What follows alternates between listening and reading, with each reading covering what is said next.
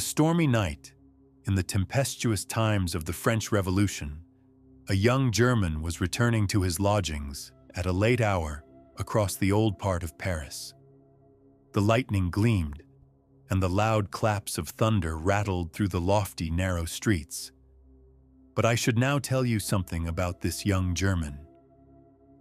Gottfried Wolfgang was a young man of good family.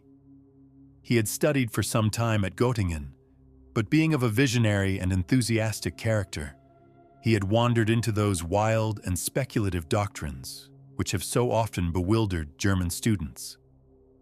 His secluded life, his intense application, and the singular nature of his studies had an effect on both mind and body.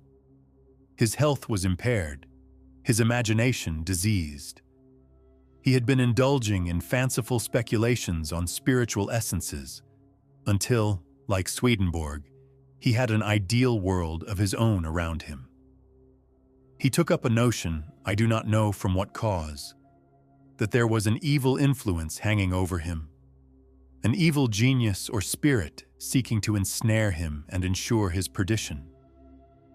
Such an idea, working on his melancholy temperament, produced the most gloomy effects. He became haggard and desponding. His friends discovered the mental malady preying upon him and determined that the best cure was a change of scene. He was sent, therefore, to finish his studies amidst the splendors and gaieties of Paris. Wolfgang arrived at Paris at the breaking out of the Revolution.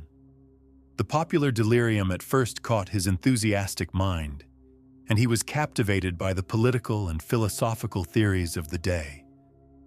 But the scenes of blood which followed shocked his sensitive nature, disgusted him with society and the world, and made him more than ever a recluse. He shut himself up in a solitary apartment in the Pays Latin, the quarter of students. There, in a gloomy street not far from the monastic walls of the Sorbonne, he pursued his favorite speculations. Sometimes he spent hours together in the great libraries of Paris, those catacombs of departed authors, rummaging among their hordes of dusty and obsolete works in quest of food for his unhealthy appetite. He was, in a manner, a literary ghoul, feeding in the charnel house of decayed literature. Wolfgang, though solitary and reclusive, was of an ardent temperament, but for a time it operated merely upon his imagination. He was too shy and ignorant of the world to make any advances to the fair, but he was a passionate admirer of female beauty, and in his lonely chamber would often lose himself in reveries on forms and faces which he had seen, and his fancy would deck out images of loveliness far surpassing the reality. While his mind was in this excited and sublimated state, a dream produced an extraordinary effect upon him. It was of a female face of transcendent beauty. So strong was the impression made that he dreamt of it again and again. It haunted his thoughts by day, his slumbers by night. In fine, he became passionately enamored of this shadow of a dream. This lasted so long that it became one of those fixed ideas which haunt the minds of melancholy men and are at times mistaken for madness. Such was Gottfried Wolfgang, and such his situation at the time I mentioned. He was returning home late one stormy night, through some of the old and gloomy streets of the Marais, the ancient part of Paris. The loud claps of thunder rattled among the high houses of the narrow streets.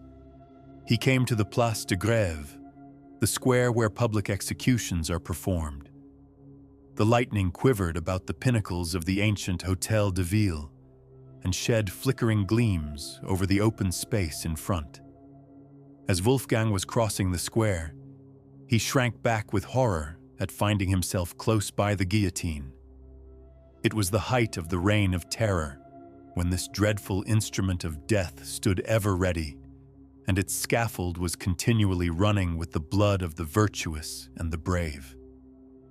It had that very day been actively employed in the work of carnage, and there it stood in grim array, amidst a silent and sleeping city, waiting for fresh victims.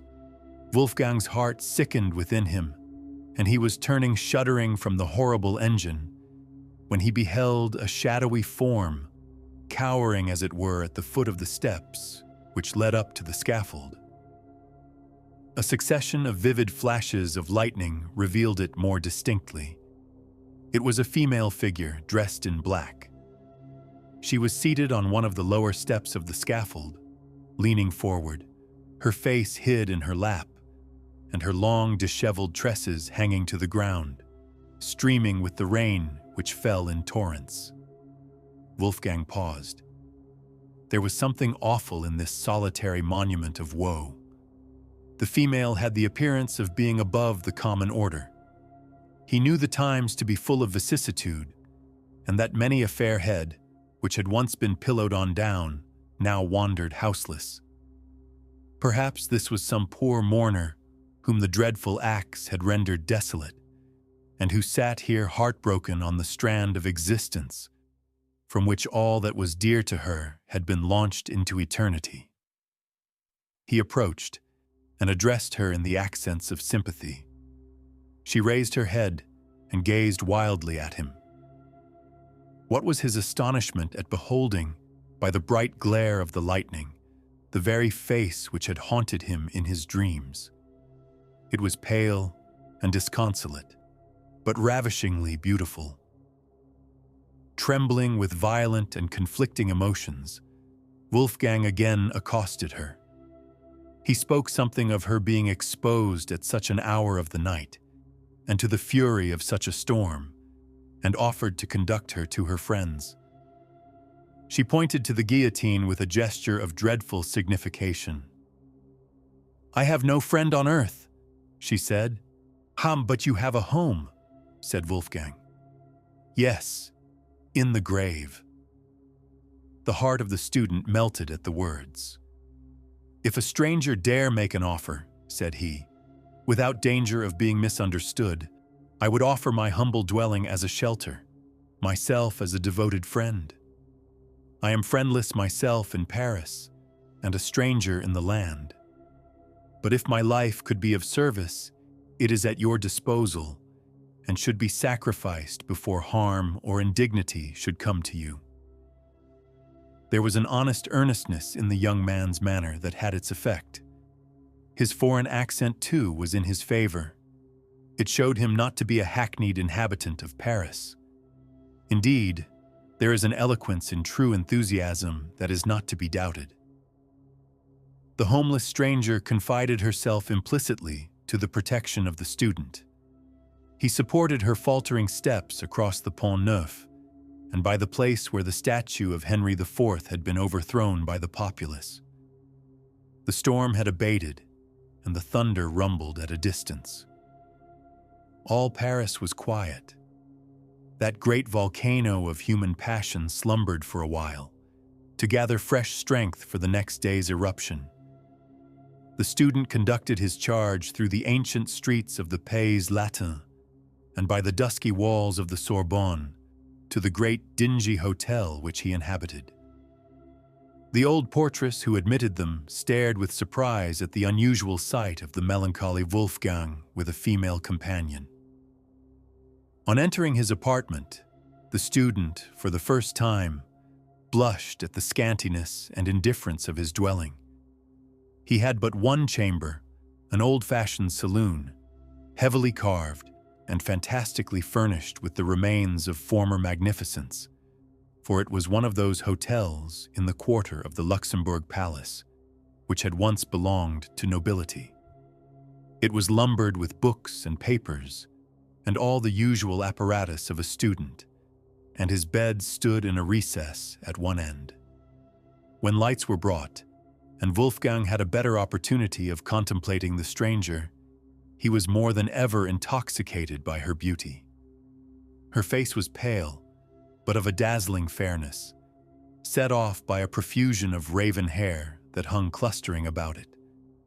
Her eyes were large and brilliant, with a singular expression approaching almost to wildness. As far as her black dress permitted her shape to be seen, it was of perfect symmetry. Her whole appearance was highly striking, though she was dressed in the simplest style. The only thing approaching to an ornament which she wore was a broad black band round her neck, clasped by diamonds. The perplexity now commenced with the student how to dispose of the helpless being thus thrown upon his protection. He thought of abandoning his chamber to her and seeking shelter for himself elsewhere.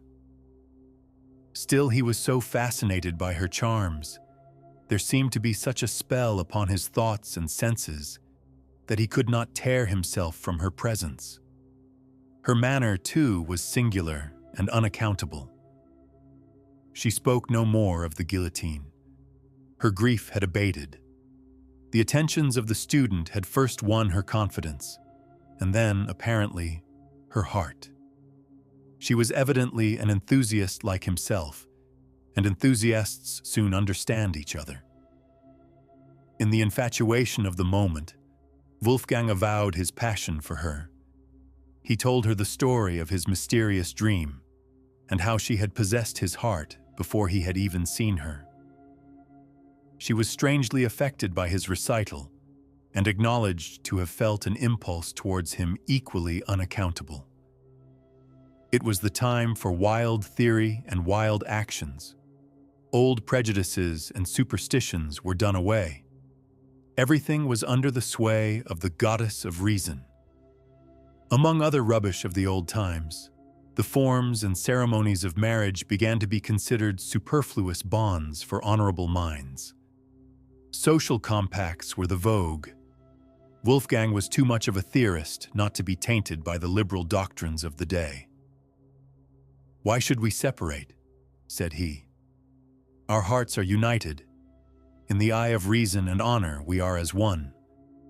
What need is there of sordid forms to bind high souls together?" The stranger listened with emotion. She had evidently received illumination at the same school. "You have no home or family," continued he.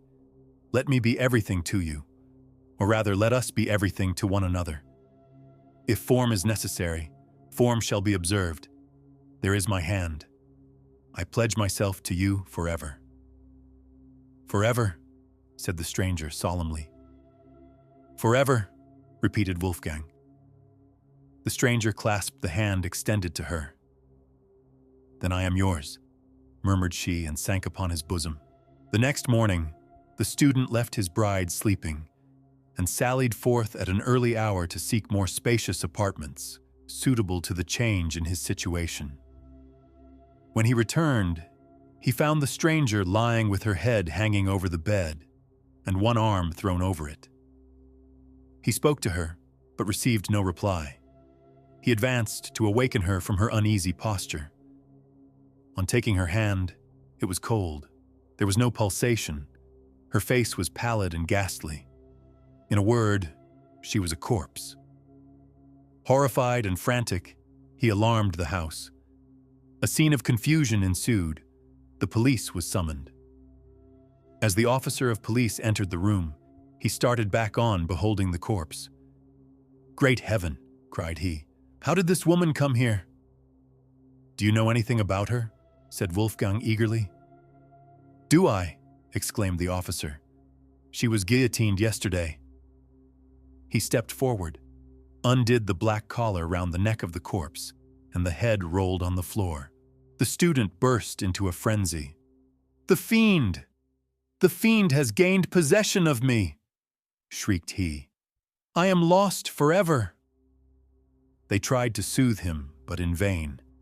He was possessed with the frightful belief that an evil spirit had reanimated the dead body to ensnare him. He went distracted and died in a madhouse. Here the old gentleman with the haunted head finished his narrative. "And is this really a fact?" said the inquisitive gentleman. "A fact not to be doubted," replied the other. "I had it from the best authority. The student told it me himself. I saw him in a madhouse in Paris.